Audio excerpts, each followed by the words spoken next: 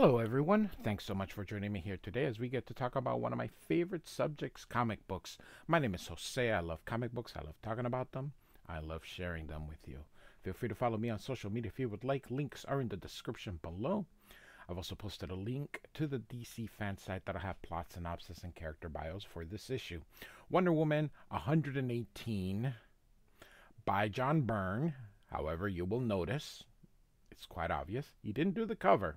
The cover is done by the great Jose Luis Garcia Lopez. Look at this. He is quite the artist. He was DC's sort of cover guy, and he would do a lot of the licensing stuff that you see around, so you don't see a lot of the insides. His stuff is actually published quite well.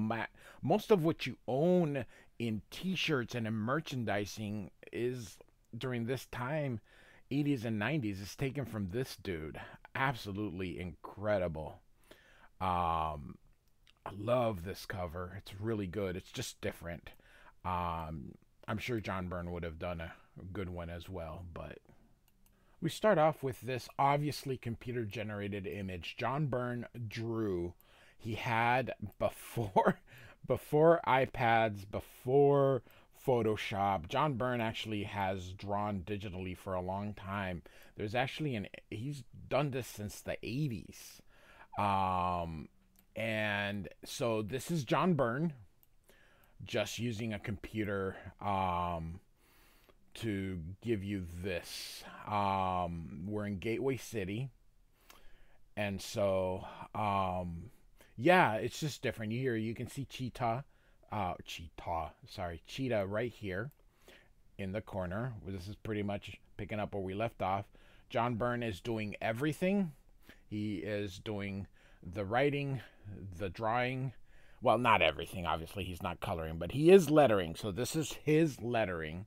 He is also lettering digitally. It is his handwriting using a computer to then put in the keys. So there's a consistency in that, but this is obviously very crude computer generated stuff this is part of what he does. So all right, so here comes the cheetah, and we see here claws, and we see this gentleman here walking around, and here you can see Cheetah's shadow going through, and then a scream here.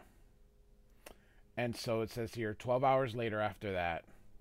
So, well, there must be something you can do that would look more dynamic on camera. We're at the museum where Wonder Woman works, and here is Wonder Woman here. How about if you lift up the display like you were going to move it to another hall? And Wonder Woman says, that seems unwise. The contents are very old and might be fragile. And so this is like a reporting crew of some kind. And oh my god, I forgot her name. I'm sure it'll be introduced. That's a word and a half, Diana. What are you people doing in my museum? So John Byrne doesn't skimp on backgrounds. This is my favorite period of John Byrne. I know a lot of people may like his Fantastic Four run, which I think is very good. But there was something about the 90s John Byrne, starting with Namor, going through Wonder Woman, Spider-Man when he took over an Amazing Spider-Man in the late 90s. He had a period there with the New Gods. I don't know. I like this ink slinging John Byrne here. You can just see he just puts in the ink wherever. He doesn't care. So the reporter here says, nothing you need to worry about, Professor Sandsmark. You did give us permission to film here after all. And it's Cassie's mom. I just forgot her name here. Helena. It's right here. So I know I did, but I didn't think you'd be closing off whole halls, disrupting the flow of traffic through the museum. And off panel here. This is my fault, Helena, says Wonder Woman. When I agreed to allow Miss Hardman to film me as part of day in the life series. It did not occur to me that even the most unobtrusive film crew could not help but be most intrusive here. Sorry. Um, and so Wonder Woman continues, perhaps we should adjourn to the park across the street. I know from past experience that your viewers would not doubt be more interested in seeing Wonder Woman than Diana Prince. And the reporter says, but that's what everybody does, Diana. I want to capture the real you, the everyday you. And she says, the everyday me is just as much Wonder Woman as my job here at the Museum of Antiquities, Holly. And in the park, there are ways I can demonstrate my powers that will not risk the destruction of treasured artifacts. And this woman's coming here, Diana. And so we got John Byrne. Like I said, he turns mundane stuff into just absolutely wonderful. Not, I know I'm gonna get on my, I'm an old man high horse, but you just, even in the 90s, this guy could still do storytelling. The image era of just showing you, you know, the Rob Liefeld fight for 22 pages, no story stuff, really infiltrated comic books. It's just, you just don't see this anymore. Not really. From the old timers you do, but the old timers don't really get to work anymore. Unfortunately, they're not giving. It's that saying, out with the old, in with the new. And despite the liberalism, and I don't say that as in a bad way, but the liberalism that has infiltrated modern comic books, you think that they would be welcoming to also bringing in some of these old timers, but nope. Everything is out with the old, in with the new, unfortunately, and John Byrne is part of that old. So, and Wonder Woman says, Maureen, what is it? And she says, it's Mike. Mom says he didn't come home last night, and now one of his friends has found his cap in the gutter outside our building with blood all over it. So this is picking up from where we left off last issue. And the reporter says, who is this, Diana? Again, look at this. Just, just an everyday scene, just a simple scene here, just absolutely beautiful. And so Wonder Woman says here on the next page, she is Maureen Soar, the sister of a close friend of mine, an officer in the Gateway City Police. And so here comes Wonder Woman in her invisible airplane here. Look, half the force must be covering this. I cannot land in that congestion. Hold on, everyone. I'll see if I can use the morphing capabilities of this aircraft to lower us into the street here. So good at an angle here for this panel here. Very good. And so here comes Wonder Woman and the reporting crew. This is amazing. Where on earth did you get this airplane thing?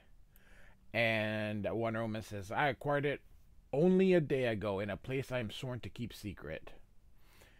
And this guy here says, Mo, you brought Wonder Woman.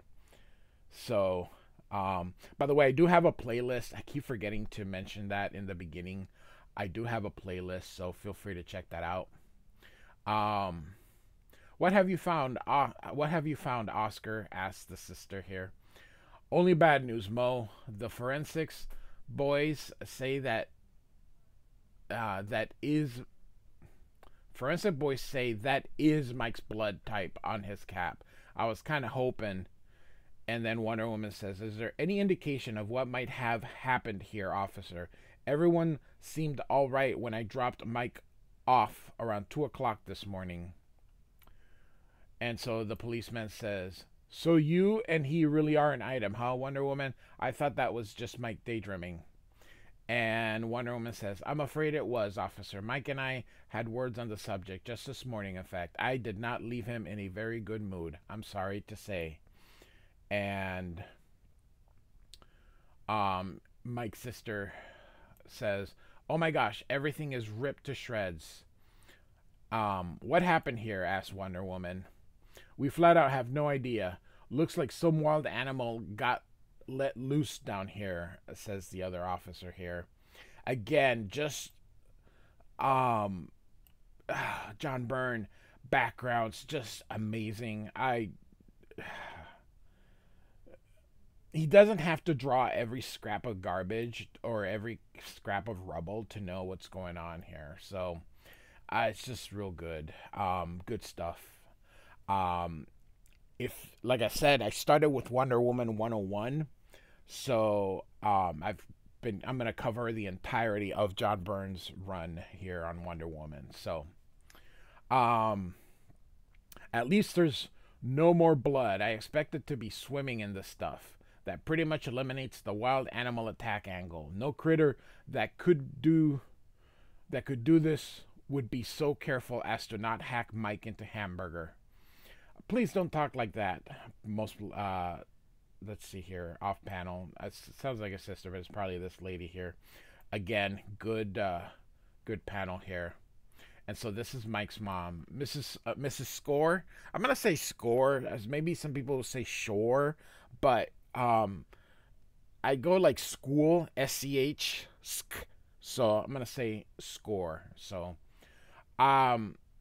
sorry, I didn't realize you were there. And of course his sister says Ma. So Ma, it'll be okay. Everything will be okay. You'll see. And Wonder Woman says, Mike is well able to take care of himself, Mrs. Score, she says.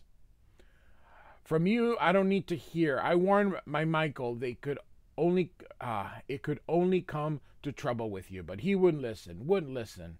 And the sister's like, Ma.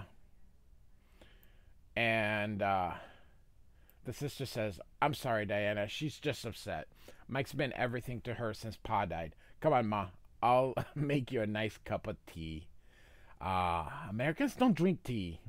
Well, now they do, but back then they didn't. It's all about coffee here in the United States. So, I understand, Maureen, says Wonder Woman.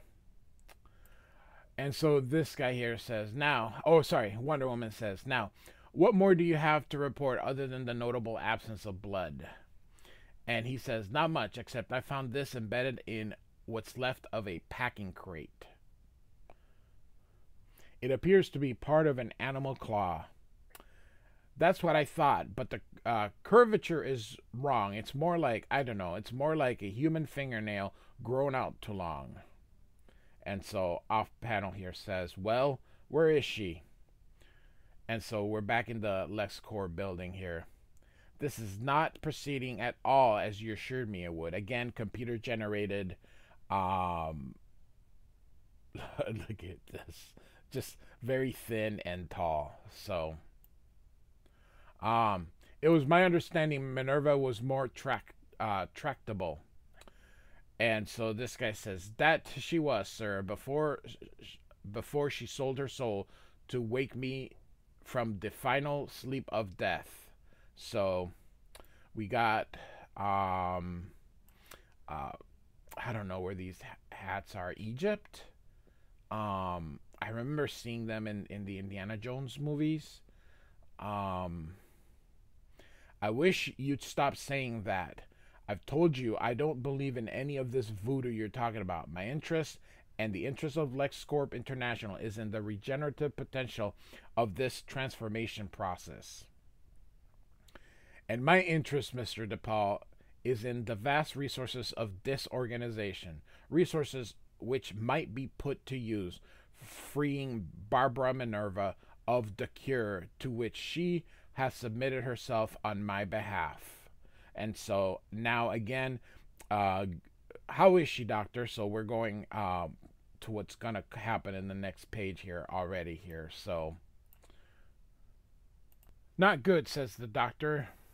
The calcification is progressing at a steady rate here. Is there anything you can do, Doctor? Anything at all?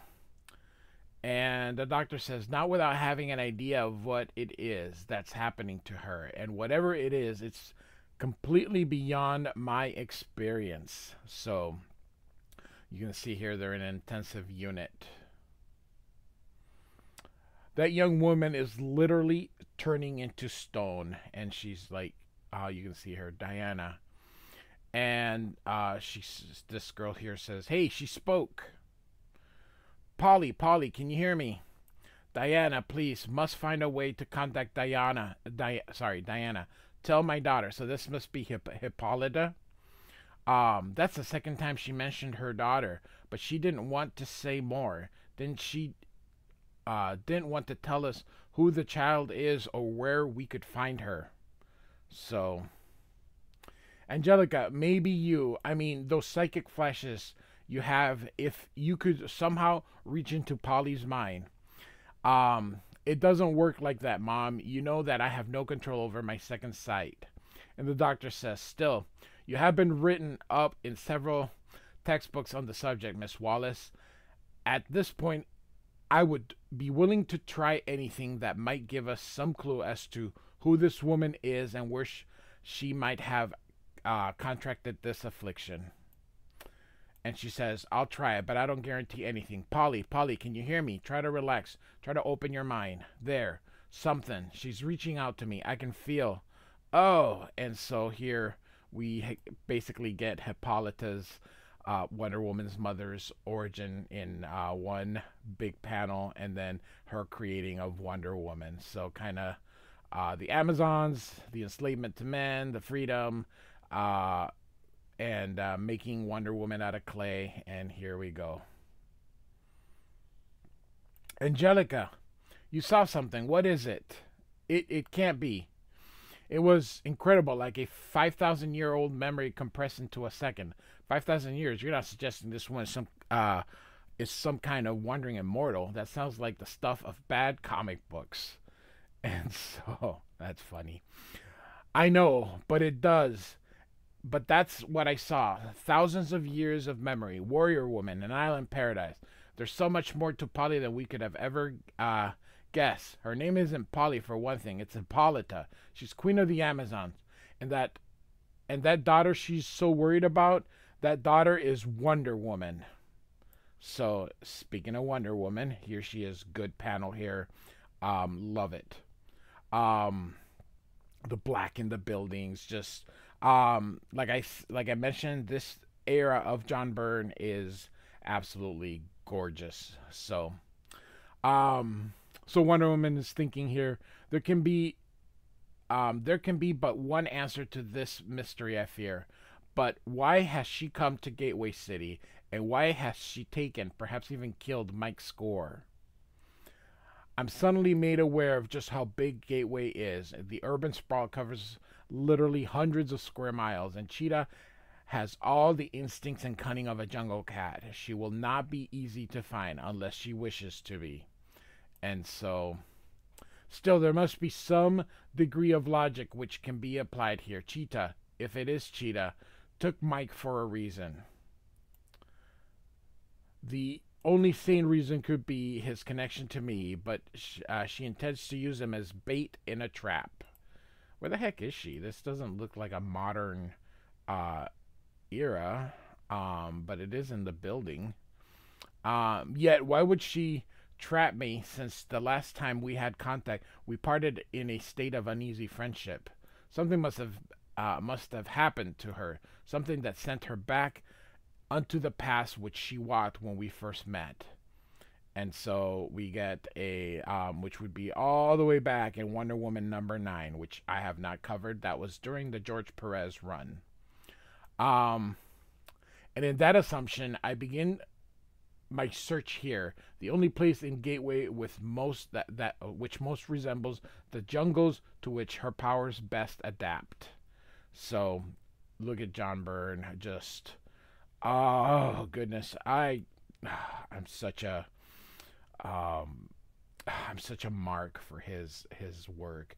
Him and Walter Simonson still are still my favorites, even after all this time, because they've stood the test of time. Yes, I like Jim Lee. Yes, I love Todd McFarlane, but Todd McFarlane doesn't have the bibliography that Byrne and Simonson has. Yes, he during the short, and I do mean short, between Hulk, Amazing Spider-Man, and Spawn. And yes, I know he did a couple of stuff on DC. I know he did Batman Year 2, 3 issues of it, and he did Infinity Inc., but that was early McFarlane. So, um, it's just crazy. So, how um, Byrne has just continued steadily with run after run after run. Um, Jim Lee's beautiful pencils. Again, he's been around forever, but nobody has the bibliography of John Byrne. The work that output that he has done as both work for hire and creator owned is just amazing. So, Wonder Woman continues. The ruins of the Gateway City Zoo, abandoned for more than a decade since the city's cut its funding. Okay, so that's why. Casey Sandsmark told me of this place, of how the mayor cut off money to the zoo, and the chief zookeeper, in a fit of protest and madness, unleashed all the animals. Most were captured or killed, but urban myth persists. Animals, both real and ghostly, are said to stalk these broken paths. And so, according to Cassie, it is something of a rite of passage for older teenagers to spend a night alone here. And some, it is said, never return from such a vigil. So we actually do see an actual lion here. I know that it's made to look like cheetah, unless, but great hair, and this is just awesome. Look at that. And she's like, a lion, poor guy. And so she tosses the lion. Then the myths are not myths after all, she says. The beast flees. It is not used to meeting such resistance in this place. There may be other such survivors. By the way, zoos don't receive money from the city. Zoos get private funding. Zoos are abandoned because funding, they're not really funded by the government. They're funded by people who donate money to them. So, anyway. And so I'm going to skip some of the text here because it's just exposition here. So you can see here Wonder Woman is going to do her search here. Complains about, the stench here is worse than anything I've ever smelled here. Real quick, I just want to look at this. He's such an ink slinger. Just wonderful. And so here you can see all these skulls from all these animals. So suddenly here comes Cheetah. By the way, Cheetah, of all the animals out there, they're fast and all that kind of stuff, but I don't know. Lioness would probably Tigress. I know that Marvel has Tigra, but Cheetah's not that. I mean, it's a cat, and yes, it's a hunter, but they're not as aggressive as what they have portrayed this character to be. So here she comes, and a great page here, a 3/4 splash, just absolutely gorgeous. Look at all this ink slinging, just and so here they attack here. Wonder Woman's like, Barbara, is there anything left of you in this wild beast? Fight the animal urges. Call upon your humanity. And Wonder Woman's like, no use. There's no trace of Barbara Minerva in this thing here. So, wonderful. Look at this. Look at this inking. Byrne. He is such a good artist. And so Wonder Woman tosses her, and now she wants to take her alive, so she's just trying to make her follow her. Look at this. She skips, and so she snatches her, and you can see here she bonks her head against that rock there.